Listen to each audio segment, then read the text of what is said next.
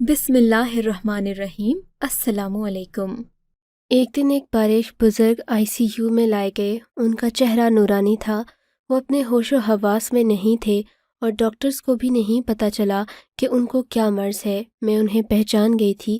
وہ بزرگ پہلے بھی اپنی بیگم کے ساتھ آئے تھے یہاں کوئی ٹیسٹ کروانے۔ اس وقت وہ اتنے بیمار نہیں تھے، چل پھر سکتے تھے آسانی سے۔ میری عادت تھی میں ICU میں موبائل میں سورہ رحمان کی آڈیو چلا دیا کرتی تاکہ مریضوں کو افاقہ ہو۔ سورہ رحمان چلانے کے بعد میں نے محسوس کیا تھا کہ کافی مریضوں کی حالت بہتر ہو جایا کرتی تھی۔ وہ بزرگ جو لائے گئے تھے، میں نے ان کے سامنے بھی سورہ رحمان آڈیو میں پلے کر دیا، لیکن یہ دیکھ کر میری روح لرز گئی۔ جیسے ہی میں نے سورہ رحمان لگائی تو آہستہ آہستہ اس مریض کے ناک، منہ اور کان سے کیڑے نکلنا شروع ہو گئے۔ میں گھبرا گئی، موبائل کی آڈیو بند کر کے ڈاکٹر کے پاس بھاگی اور ان کو بلا کر لائی۔ سر دیکھیں ان کے منہ، ناک اور کان سے کیڑے نکل رہے ہیں۔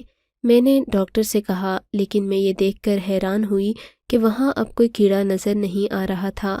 ڈاکٹرز کے سامنے مجھے بہت شرمندگی کا سامنا کرنا پڑا۔ میں خود پر بھی حیران تھی کہ آخر وہ کیڑے کہاں غائب ہو گئے۔ مجھے اب اپنے آپ پر غصہ آنے لگا، کیوں میں نے اتنی جلد بازی میں ڈاکٹر صاحب کو بلایا۔ پھر جب اگلے دن میں نے تلاوت پلے کی اپنے موبائل میں، تب بھی اس مریض کے منہ اور ناک سے کیڑے نکلنے لگے۔ میں ایک بار پھر ڈاکٹر صاحب آ کر دیکھیں، میں جھوٹ نہیں بول رہی، آپ خود اپنی آنکھوں سے دیکھ لیں، واقعی میں اس شخص کے منہ اور ناک سے کیڑے نکل رہے ہیں۔ میں نے پھولی ہوئی سانسوں کے ساتھ کہا۔ ڈاکٹر صاحب نے پہلے تو میری طرف بیزاری سے دیکھا، پھر میرے بے حد اصرار پر کھڑے ہوئے۔ ہم جلدی جلدی ICU کی طرف بھاگے۔ بس مجھے یہی پریشانی تھی کہ کہیں وہ کیڑے پھر سے غائب ہی، لیکن جیسے ہی ہم وہاں پہنچے وہ کیڑے پھر سے غائب ہو چکے تھے۔ ایسا لگ رہا تھا کبھی تھے ہی نہیں۔ اس بار ڈاکٹر صاحب نے غصے سے میری طرف دیکھا۔ مجھے خود پر غصہ بھی آ رہا تھا اور شرمندگی الگ۔ میرا یقین کریں ڈاکٹر صاحب، میں نے خود اس کے منہ سے کیڑے نکلتے ہوئے دیکھے ہیں، میں نے پریشانی سے کہا۔ ڈاکٹر صاحب نے نفی میں افسوس کے انداز میں سر ہلایا اور بولے، دیکھیں، آپ نے پہلے بھی میرا وقت برباد کیا ہے، میں اتنا فارغ نہیں ہوں، پھر بھی آپ کے کہنے پر آ گیا، مجھے آپ سے اس حماقت کی امید نہیں تھی۔ ڈاکٹر صاحب یہ کہتے ہوئے وہاں سے چلے گئے۔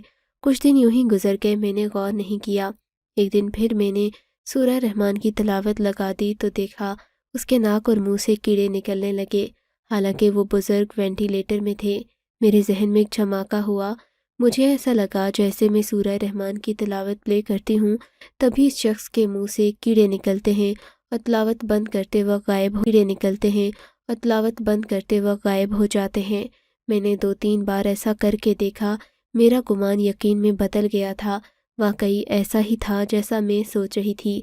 جیسے ہی تلاوت شروع ہوتی اس شخص کے منہ سے کیڑے نکلنا شروع ہو جاتے اور جب میں تلاوت بند کر دیتی کیڑے غائب ہو جاتے۔ مجھے ساری بات سمجھ آ گئی تھی۔ میں نے سوچا ڈاکٹرز کو بلاؤں، لیکن اس دن والی شرمندگی بھی یاد تھی۔ پھر میں نے عصر کے وقت دوبارہ سورہ رحمان لگائی تو وہ کیڑے پھر سے نظر آ گئے۔ ایسا کیوں ہو رہا تھا میں یہ سمجھنے سے قاصر تھی، مگر میں یہ جاننا چاہتی تھی کہ شخص کے ساتھ آخر کیا ماجرا ہے اور اس کا قرآن سے کیا تعلق ہے۔ سوچا میں ڈاکٹر صاحب کو خود نہیں بلاؤں گی، جب وہ راؤنڈ پر آئیں گے تو میں تلاوت پلے کر دوں گی اور سب کچھ واضح ہو جائے گا۔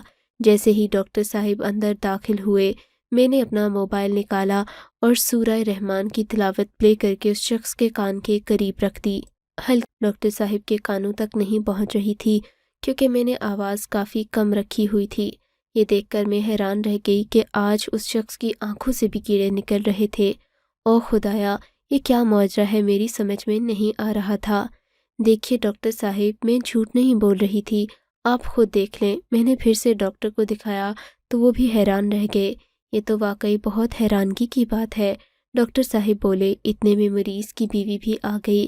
جب اس کی بیوی نے یہ حال دیکھا تو ہنگامہ ڈال دیا، میرا شوہر بالکل ٹھیک تھا، تم لوگوں نے اس کے اندر کیڑے ڈال دیے ہیں۔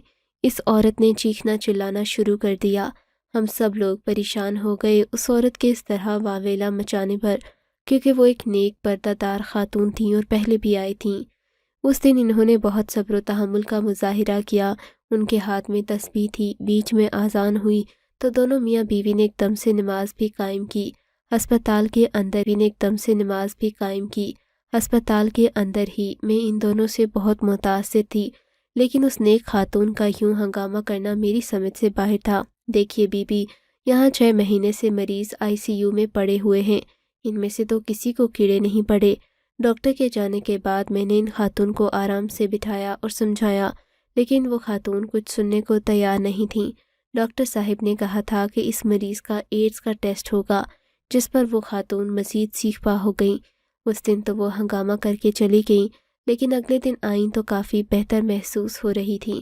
ان کی پریشانی ان کے چہرے سے چھلک رہی تھی۔ آج وہ بالکل خاموش تھیں۔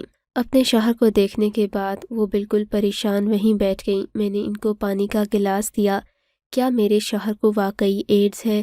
اس عورت نے پریشانی سے پوچھا۔ ڈاکٹر صاحب نے شک ظاہر کیا ہے، ان کے لیے ٹیسٹ کروا کر بھیجے ہیں، کچھ دن میں رپورٹس مل جائیں گی، میں نے آرام سے بتایا۔ وہ تھوڑی دیر سوچنے کے بعد پھوٹ پھوٹ کر رونا شروع ہو گئیں۔ میں نے ان کو کھل کر رونے دیا تاکہ ان کے اندر کا غبار نکل جائے۔ مجھے ایسا محسوس ہو رہا تھا کہ وہ عورت مجھے کچھ بتانا چاہ رہی ہے، لیکن ہمت نہیں کر پا رہی تھی۔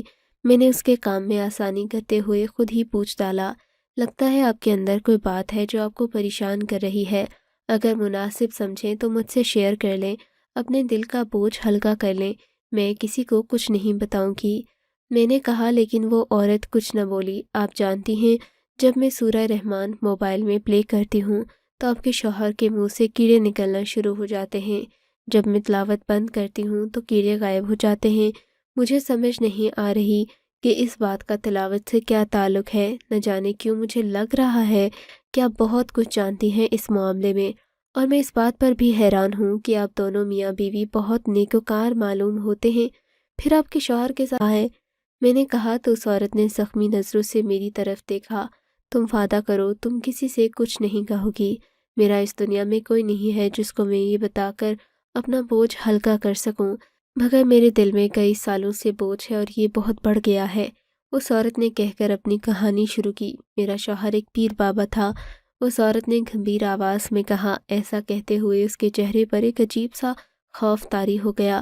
میں اس کے اس خوف کو دیکھ بھی رہی تھی اور محسوس بھی کر سکتی تھی۔ میں سمجھ گئی تھی کہ اس عورت کے سینے میں ایک بھیانک اور خوفناک داستان پوشیدہ ہے۔ میں نے اپنے اندر داستان کو سننے کی ہمت پیدا کر رہی تھی۔ اس نے جو کچھ مجھے بتایا، آئیے میں اس کی کہانی اسی کی زبانی آپ کو سناتی ہوں۔ میرا نام نور بانو ہے، میری شادی بہت کم عمری میں ہوئی تھی۔ میں نے سسرال میں بہت مظالم جھیلے تھے، ساس، نندیں، سسر، یہاں تک کہ دیور بھی مجھ پر ظلم کرتے، لیکن میرا شوہر مجھ سے محبت کرتا، اس کے ساتھ رہنے پر مجبور کیا ہوا تھا۔ میں بہت کم سن اور حسین تھی، اسی وجہ سے میرا شوہر میرا دیوانہ تھا، لیکن میری ساس نے اسے مجھ سے بدگمان کر دیا اور میرے شوہر نے مجھے مارنا پیٹنا شروع کر دیا۔ یہ ظلم میری برداشت سے باہر تھا، کیونکہ ہم میاں بیوی کے مابین بہت زیادہ محبت تھی۔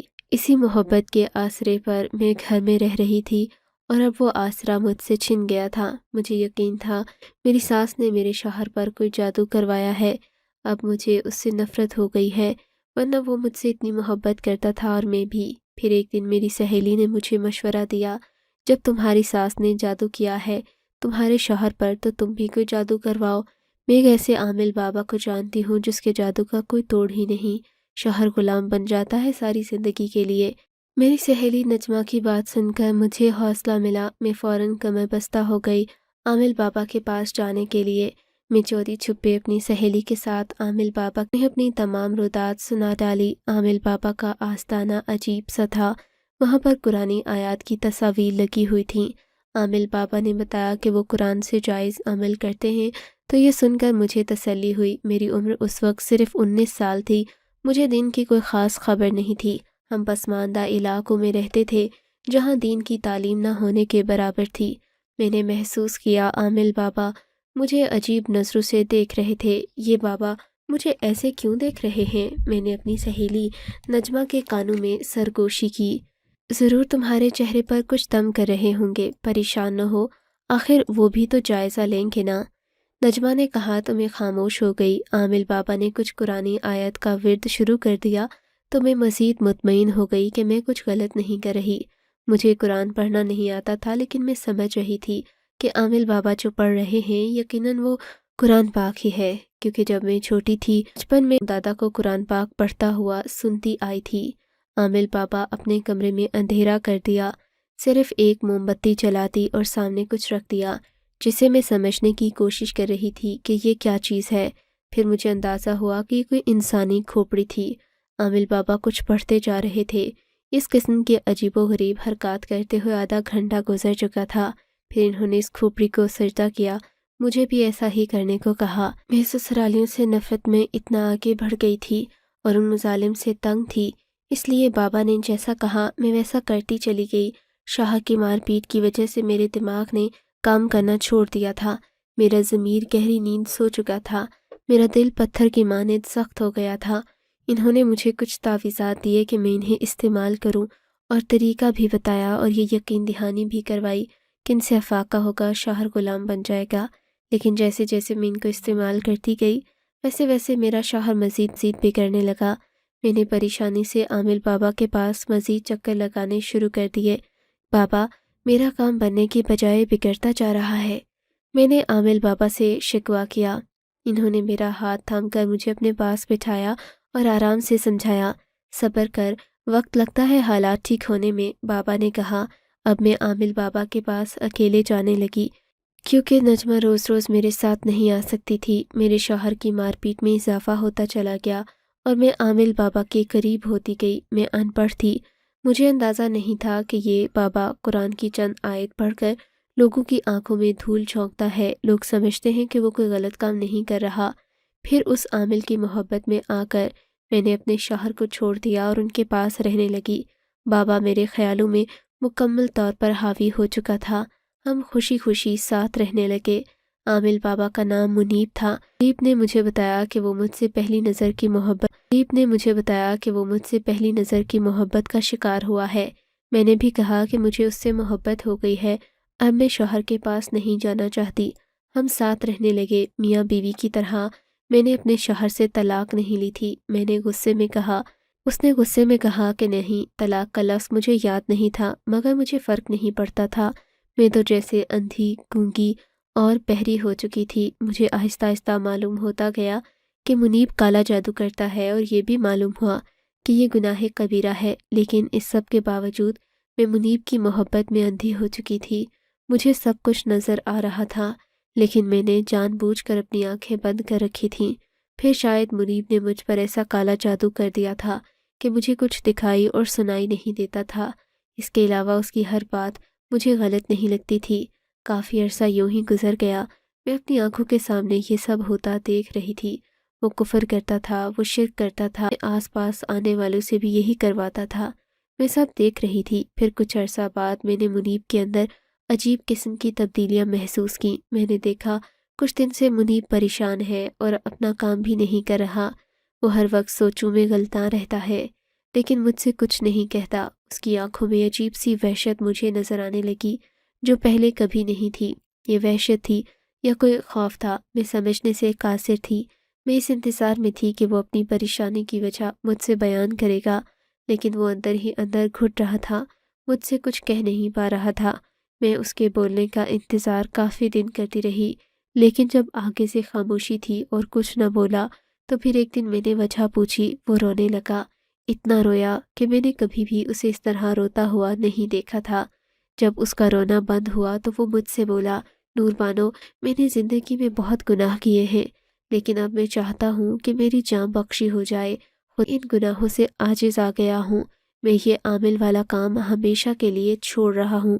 میں نے فیصلہ کیا ہے کہ آج کے بعد میں رکشہ چلاؤں گا اور حلال روزی کما کر گزارا کروں گا، بھلا تھوڑی ہی کیوں نہ ہو۔ اگر تم میرے پیسوں میں میرے ساتھ گزارا کر سکتی ہو تو ٹھیک ہے، ورنہ تم اپنے شوہر کے پاس چلی جاؤ، بلکہ تم واپس اپنے شوہر کے پاس ہی چلی جاؤ تاکہ میرے گناہوں میں کمی آ سکے۔ منیب کی یہ باتیں سن کر میں حیران رہ گئی۔ نہیں منیب، میں تمہیں چھوڑ کر کہیں نہیں جاؤں گی، میں تمہارے بغیر نہیں رہ سکتی۔ میں نے رونا شروع کر دیا اور اس کے آگے ہاتھ جوڑ دیے کہ مجھے واپس نہ بھیجے۔ میں واپس نہیں جانا چاہتی تھی، لیکن اس نے مجھے زبردستی واپس میرے شوہر کے پاس بھیج دیا۔ میں وہاں گئی تو میرے شوہر نے مجھے پھر سے مارنا شروع کر دیا اور بولا، میں نے تجھے اسی وقت طلاق دے دی تھی جب تو یہاں سے بھاگ گئی تھی، اب جا یہاں سے۔ اس نے مجھے مار مار کر نکال دیا۔ میں پھر سے منیب کے پاس آ گئی۔ منیب اس نے مجھے مار کر نکال دیا گھر سے، اور وہ کہہ رہا ہے کہ اس نے مجھے اسی دن طلاق دے دی تھی۔ میں نے منیب سے کہا۔ اس کے بعد منیب مجھے مسجد لے گیا، حلال طریقے سے میرے ساتھ نکاح کر لیا۔ وہ رکشہ چلا کر گزارا کرنے لگا۔ ہم لوگ روکھی سوکھی کھا کر زندگی بسر کر رہے تھے، اور ایک سکون سا آ گیا تھا ہماری زندگی میں۔ منیب دن کو رکشہ چلاتا، ساری رات جاگ کر روتا تھا، اللہ کے حضور اپنے گناہوں کی معافی مانگتا، اور مجھ سے بھی یہی کہتا کہ میں اسے معاف کر دوں۔ نور بانو، مجھے معاف کر دو، میں نے تم پر کالا علم کر کے تمہیں اپنا دیوانہ بنا دیا تھا، مجھ سے بہت بڑا گناہ ہو گیا۔ وہ بچوں کی طرح روتا ہوا مجھ سے معافی مانگتا، مجھے اس کا دکھ ہوتا۔ وہ واقعی اپنے گناہوں پر نادم تھا۔ میں بھی کبھی اپنے خدا سے معافیاں مانگتی۔ یوں سکون سے کافی سال گزر گئے، ہمارے 4 بچے ہو گئے۔ ہم خوش تو تھے بچوں کے آنے سے، لیکن ہمارا گزارا نہیں ہو پا۔ بچے اسکول جاتے، ان کا خرچہ الگ۔ حالات بد سے بدترین ہوتے چلے گئے۔ منیب بوڑھا ہو رہا تھا، اس میں رکشہ چلانے کی ہمت باقی نہیں رہی تھی۔ اس کی صحت بھی دن بدن گرتی جا رہی تھی۔ وہ مجھ سے 20 سال بڑا تھا۔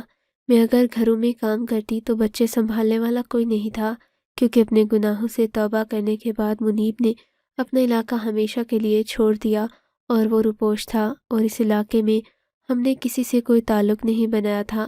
منیب کو خوف تھا کہ کوئی اس کے ماضی کے متعلق جان نہ جائے، لیکن پھر ساری بساط الٹ گئی جب ایک بے حد حسین لڑکی روتی ہوئی ہمارے گھر آ گئی۔ بابا جی میری مدد کریں، مجھے سسرال والوں نے تنگ کیا ہے، میری ساس بیمار ہو جائے، سب کو کیڑے پڑ جائیں، کوئی ایسا تعویذ، کوئی ایسا عمل کریں بابا، میری ساس نے میری زندگی جہنم بنا کر رکھ دی ہے، شوہر کو میرے پاس بیٹھنے نہیں دیتی۔ وہ لڑکی منیب کے قدموں میں گر کر روتے ہوئے بولی، تم کو میرا پتہ کہاں، یہ سب کام چھوڑ چکا ہوں، ہمیشہ کے لیے توبہ کر چکا ہوں۔ منیب نے کہا، کتنی مشکلوں سے میں نے آپ کا پتہ حاصل کیا ہے، آپ کو اندازہ ہی نہیں اس بات کا، میرا کام کرے ورنہ میں مر جاؤں گی۔ یہ بات کہتے ہوئے لڑکی نے نوٹوں کی گٹھری سامنے رکھ دی۔ اتنی غربت اور تنگی کے وقت میں اتنے سارے نوٹ دیکھ کر منیب سمیت میرے دل میں بھی لالچ آنے لگا۔ ایک بار پھر سے ہمارا ایمان ڈگمگایا۔ کافی دیر سوچنے کے بعد منیب نے پھر سے وہی کام شروع کیا۔ ایک بار پھر ہماری توبہ ٹوٹ گئی، ہم پھر سے گناہوں کی دلدل میں جانے لگے۔ منیب نے ایسا عمل کیا کہ اس کے تمام سسرالیوں کو کیڑے پڑ جائیں۔ وہ لڑکی پیسہ پانی کی طرح بہا رہی تھی۔ اس کے بعد اچانک منیب بیمار ہو گیا۔ اب اس کی حالت تمہارے سامنے ہے۔ اس عورت نے اپنی بات ختم کی اور پھر سے رونے لگی۔ میں کافی دیر حیران پریشان بیٹھی رہی۔ عورت کی کہانی سننے کے بعد سوچ رہی تھی کہ شخص نے اچھی خاصی توبہ کر لی تھی، سیدھے راستے پر چل پڑا تھا، کیا معلوم خدا اسے معاف کر دیتا، لیکن پھر سے شیطان اس لڑکی کی صورت میں آ گیا اور اسے بہکا کر چھوڑا۔ مجھے واقعی محسوس ہو رہا تھا کہ وہ کوئی لڑکی نہیں تھی بلکہ شیطان تھا، جو لڑکی کا روپ لے کر اس بزرگ کے پاس آیا، اس کی توبہ ختم کروا دی اور پھر سے گناہ کے راستے پر ڈال دیا۔ عورت کافی دن تک ہسپتال آتی رہی۔ اس کے شوہر منیب کا ایڈز ٹیسٹ پازیٹیو آ گیا۔ یہ سن کر وہ پریشان ہو گئی، یعنی اسے بھی ایڈز ضرور ہوگا۔